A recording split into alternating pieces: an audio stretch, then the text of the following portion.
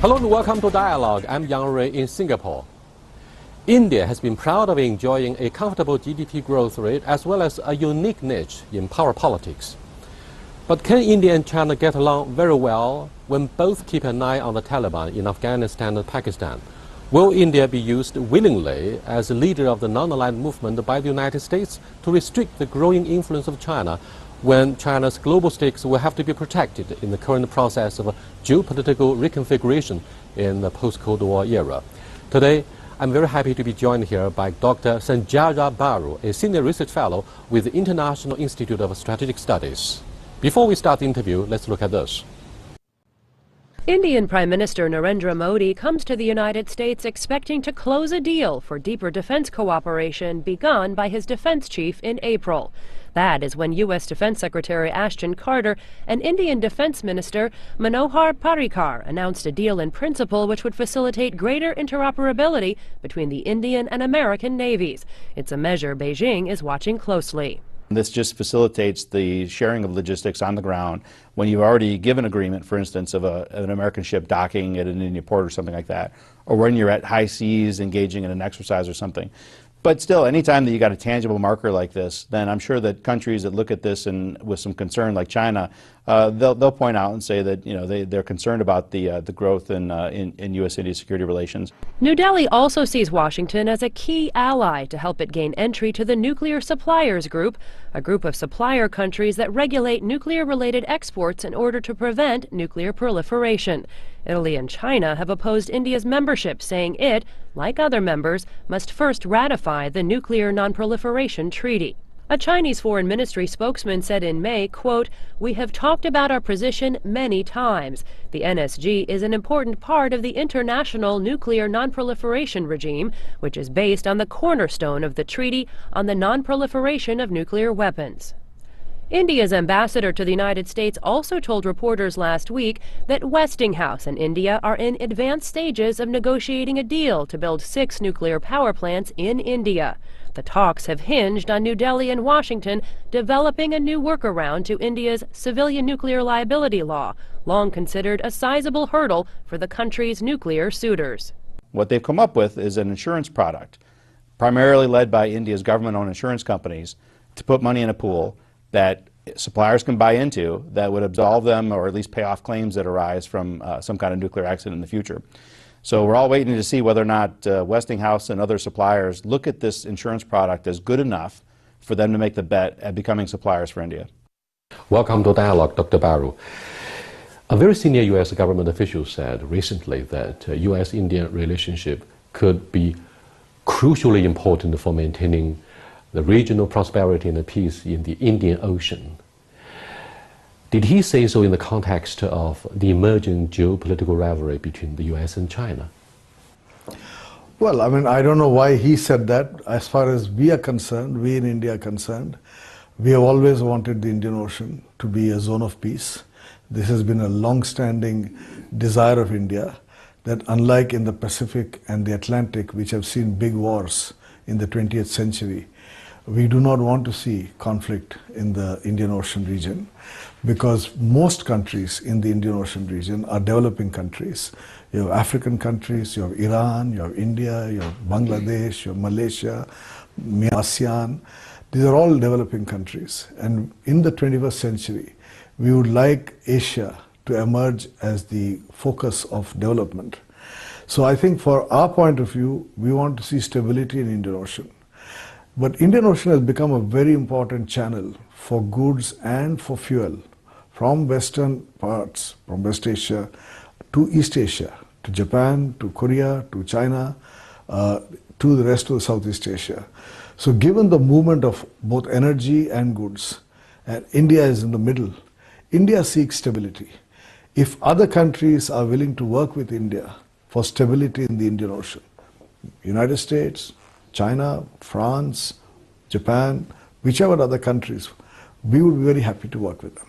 Given the all-weather friendship and mutual trust between Islamabad and Beijing, particularly the irresistible process of China to become a maritime power, if you look at the ambition of the 21st century maritime Silk Road, that covers much of the Southeast Asian nations and, of course, the West Pacific Ocean.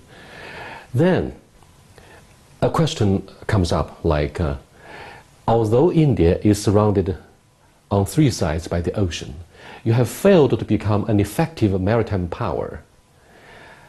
Now, in this context, do you see very tough competitions between China and India vying for dominance of major oceans? Well, first of all, it is wrong to say that India has failed as a maritime power. If you look at the history of the Indian Ocean, going back 2,000, 3,000 years, the influence of Indian trade and Indian kingdoms from the Middle East, from the Mediterranean to Vietnam is there even today. There are Hindu kingdoms in Vietnam. There are Hindu kingdoms in Indonesia. There are Hindu kingdoms in Afghanistan and Syria and what is now Iraq. For centuries, Indians have moved through the Arabian Sea, through the Bay of Bengal, through the Malacca Straits by boat.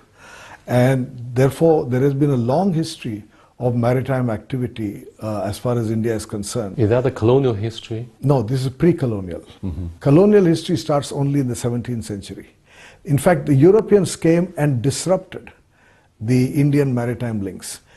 Europe became the dominant power in the Indian Ocean from 1700 onwards. But before that, there was an active Indian maritime presence and mostly trade. The only kingdom outside India which was established by Indian kings from southern India, kingdoms, whereas in Malaysia and in Vietnam. But otherwise, most of it was trade. What has happened for India is because of the partitioning of India by the British. When the British left India, they created Pakistan and they created Bangladesh. And they India's links by land. What we are trying to now do is to restore those links, particularly to our west, by sea. That's a very good portrayal of your history. India boasts of its own blueprint for interconnectivity with the neighboring countries in terms of economic interdependence. However, 3 years ago, President Xi Jinping put forward the ambitious blueprint of his own version, that is the Belt and Road Initiative. Do you see any overlapping? How do you look at the chance of China's growing business presence in the South Asia subcontinent? As far as the Chinese trade and economic relationship with South Asia is concerned, I don't think there is any concern in India, because China has emerged as the world's biggest trading country. It's emerged as a major economic nation, and therefore it is quite natural that, like the United States, like European Union, like Japan, China will also have very good economic relations with all other countries, including our neighbors. In fact, China is India's biggest trade partner. So there's nothing surprising that it is also biggest trade partner for Pakistan or Nepal or Bangladesh or Sri Lanka. China has become India's fifth largest export market, and we see growing investment in India. How do you foresee an effective solution to the differences between Islamabad and New Delhi on the line of control in Kashmir? That'll take hours, I know. Well, I can give you a short answer. Exactly. A short answer, please. Very short answer is that this problem was solved long back. India and Pakistan agreed in 1972 in Shimla, when Indira Gandhi and Zulfikar Ali Bhutto met, that what is called a line of control will become the border. It is just that Pakistan then went back on it. Mr. Bhutto was hanged by the military dictators in Pakistan. So after that, President Musharraf and Prime Minister Manmohan Singh also took this discussion forward, and they were willing to come to an agreement. But President Musharraf was removed in Pakistan. So every time a Pakistani leader agrees to a settlement with India, something happens and he's removed from power in Pakistan. But otherwise, on paper, in theory, we have a settlement. The line of control becomes the border across, and then there's no problem. Pakistan keeps what is okay, Pakistan occupied Kashmir. We keep what they call Azad Kashmir, which is where India is, That's it. Do you think, from your perspective, that the process of rapprochement between India and Pakistan will lay groundwork for the three major powers, India, Pakistan, and China, to join hand in building the Belt and Road Initiative that will only benefit the three major economies? That depends on China. Because our concern, as far as Pakistan is concerned, is China's partnership. The fact is that the Pakistani economy is shrinking. In the 1950s and the 1960s, Pakistan economy was growing faster than India. Our rate of growth was 3.5% or 4%. Pakistan's economy was growing at 6% in the 50s and 60s. But then they started investing so much in their defense and neglected development. And because of terrorism, no new investment is coming. Pakistani economy is shrinking. So unless Pakistan has a proper assessment of its own interests and decides to end terrorism and increase investment in development, I don't see stability in the region. But China can play a very positive role. To my knowledge, both India and Pakistan have applied proactively to join the Shanghai Cooperation Organization, whose major task was initially to fight the three evil forces, right? Secessionism, extremism, and terrorism. China and Pakistan are both victims of terrorist attacks. If you look at the barbaric killings of the Chinese Han people in Urumqi a few years ago, if you look at the Taliban in Pakistan. So there's no reason why the three countries should refuse to join hands in fighting their common challenges. Having said this, what do you think of the Pakistani decision to take side with the United States government in the wake of the 9/11 terrorist attacks? And the Pakistani government said it has paid a heavy price for taking side with the US military, which threatened to bomb Pakistan back to the prehistoric Stone Age. Richard Armitage said so. So what do you think of the pains that Pakistan, your most important neighboring country, went through, and that has also paid heavily economically? No, it's true that Pakistan decided to become an ally of the United States during the Cold War. And Pakistan offered its assistance to the United States in fighting the Soviet Union. They want to get out of that. They want a normal Pakistan.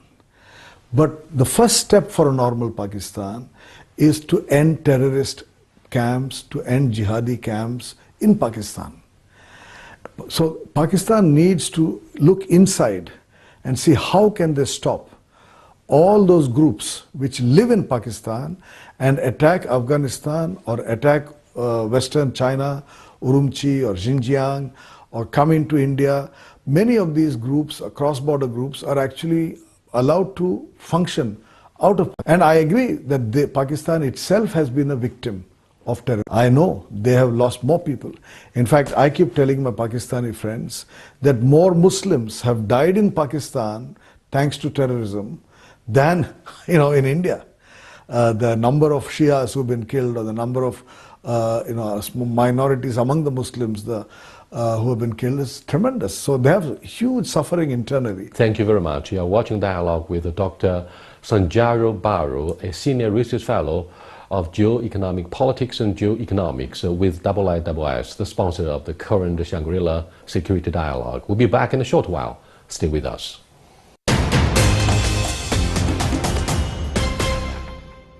Welcome back, sir. The recent five-nation tour took Prime Minister Narendra Modi to Afghanistan, the first stopover, where you invested $300 million in building a friendship dam. Other than that, India has also done a lot to help with the process of reconstruction in this strife-torn country.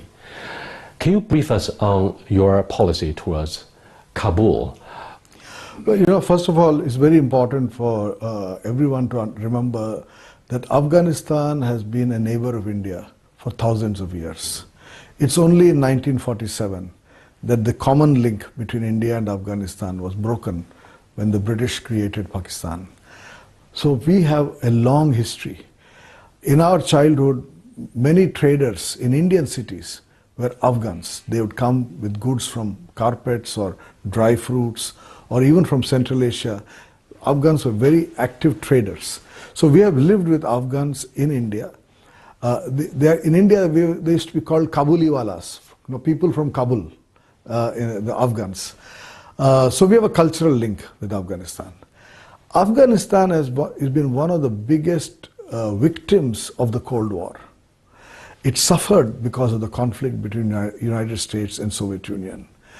And India has tried over the last several decades to help Afghanistan come out of this trap of drugs, come out of these traps of extremism. And above all, to push back the Pakistani influence. And because the terrorists, the extremists are in Pakistan. The Taliban went and took refuge in Pakistan. If they had not done that, they would have been finished within Afghanistan. So Pakistan became the home for the extremists in Afghanistan, which is the reason Pakistan comes. Otherwise, the relationship between India and Afghanistan is purely bilateral. It's a bilateral relationship built on centuries of cultural linkages. But today, for India, Afghanistan has become an important friend because we invest in education, in healthcare, in infrastructure, in road connectivity, in rail connectivity. India has spent billions of dollars in development of Afghanistan. And so far, we have not involved ourselves in the military conflict in that region. We would like the Afghans to fight the Taliban on their own. I don't think India wants to get involved in that. Prime Minister Modi's visit also was about opening a dam, an irrigation dam. So these are all developmental projects. Whatever, I was working for Dr. Manmohan Singh when he was Prime Minister. I went with him to Kabul, where we built the parliament. He opened many hospitals and colleges for women. One of the good things that Karzai had done was to bring girls back into education. As you know, the Taliban stopped educating girls in Afghanistan. But before that, the Afghan women were very modern, like Chinese women. They were very free and liberal. They used to wear Western clothes and go to colleges. The Taliban stopped all that. So India went and opened colleges for girls and colleges for women to empower women. So I think the India-Afghan relationship, in fact, India and China can work together in Afghanistan.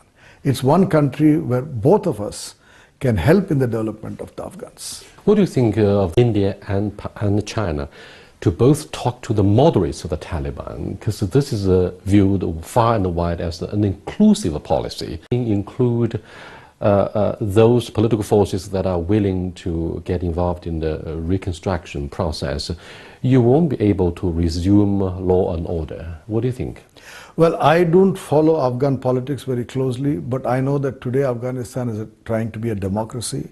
If the Taliban want power, they should come back and, like any other political group, participate. Good point. But they cannot use their weapons, they cannot use power. The era of using power to acquire political power or military power to acquire political power is gone. Power no longer follows from the barrel of the gun.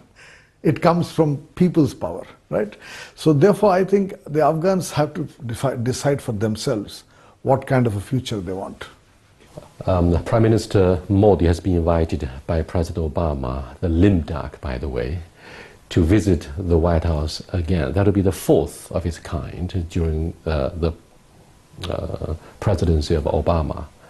What do you make of your relationship with the United States at a moment, a defining moment, when the emerging and dynamic expansion of the Chinese Navy and our whatever business investment in Southeast Asia threaten allegedly to challenge the absolute and unconditional leadership of the US since perhaps the end of the Second World War in the West Pacific? A lot of observers in China started to worry about whether this will have some geopolitical implications, as I indicated earlier in the interview. Well, first of all, I think our experience with the United States is that there is nothing like a lame duck president. India and the United States did a historic agreement on civil nuclear energy during what was called George Bush's lame duck period. same time, right? November 2008, that is when the nuclear deal was done. So the US president has powers, a lot of powers, till the very last day. And a lot can be done even when he's waiting for the term to be over. But I think the second important engagement that Prime Minister Modi has in Washington is the address to the joint house of Congress, the senators and the congressmen. This will give the Prime Minister an opportunity to talk to both Republicans and Democrats just before the elections. We do not know whether the next US president would be a Republican or a Democrat. But this visit, Prime Minister Modi, by addressing the Congress, will be addressing both political parties so that we have a bipartisan approach to India in the United States. As far as China is concerned, I think India has very good relations with China. We have differences on the border issue, and we should settle those differences. As far as the Western Pacific is concerned, I think the Indian approach is that as long as there is rule of law for movement of maritime traffic, we have purely economic interests in the region. And as long as the region is feeling secure and stable, we have no problem. I think the problem arises because some of the countries here feel that China is becoming assertive for whatever reason, and therefore there is concern. And the Shangri-La dialogue, in fact, gives a very good opportunity for China to explain its own concerns so that there is a proper dialogue between the rest of the world and China. You have been an observer of China's development since perhaps the late 1970s, when China decided to open ourselves up to put an end to the Cultural Revolution and domestic upheavals. Are you convinced, and do you think this is a shared conviction with the United States, that China's presence in the South China Sea will endanger the freedom of navigation and the freedom of overflight? A point China vehemently opposes, because China is very confident that we come across as a peacemaking force. If you look at the casualty that we paid in Mali, the blue helmet troops of China came under attack from the local terrorists, and yet Western media didn't give extensive coverage on this. Instead, they shifted their focus to the South China Sea as if China is a big threat to the regional stability. Well, I think, when Prime Minister Manmohan Singh visited Beijing, he made the remark that it is not about China's intentions that India is concerned about, but China's capabilities. I don't think, as an Indian, I would question China's intentions. I think China is a peace-loving country because, after all, China is also a developing country. You also want to improve the quality of life of your people, just as we would like to improve the quality of life of our people. As stated clearly in the joint statement by Moscow, India and Beijing recently, we conduct regular meetings between the three major powers. So I don't think China's intentions are the issue. I think the capabilities. When you have those capabilities, others want to feel assured that those capabilities would not be used in a hostile way. I think it's a great compliment to China that many countries are concerned about China's rising capability. You are emerging as a major power. And when you are emerging as a major power, it's important that everybody feels comfortable and that they don't feel, my God, tomorrow something may happen that will hurt me. So it's those concerns that China has to address. And I think the Chinese leadership has done in the past. I think I have seen both President Hu Jintao and Prime Minister Wen Jiao. Personally, I've been present when they had meetings with Prime Minister Manmohan Singh. They were very, very amiable, very cordial. I think in the recent past, with certain tough policy of President Xi Jinping, there's some renewal of concern, whether in fact in China the PLA is becoming more assertive, etc. But these are concerns from the outside. We don't know enough about what's happening inside. So if the Chinese leadership reassures the world, I don't think the rest of the world can deny the fact that China is an important economic entity. It has contributed to the development of Asia. You're contributing to the development of all the countries in the region, and we welcome that. On the issue of maritime disputes, I believe you have noticed that over the past few years, China has been able to use diplomatic means in addressing our land disputes with many. In fact, we share the border with over perhaps 14 countries. For example, Vietnamese troops and the Chinese counterparts conducted joint patrol of the border.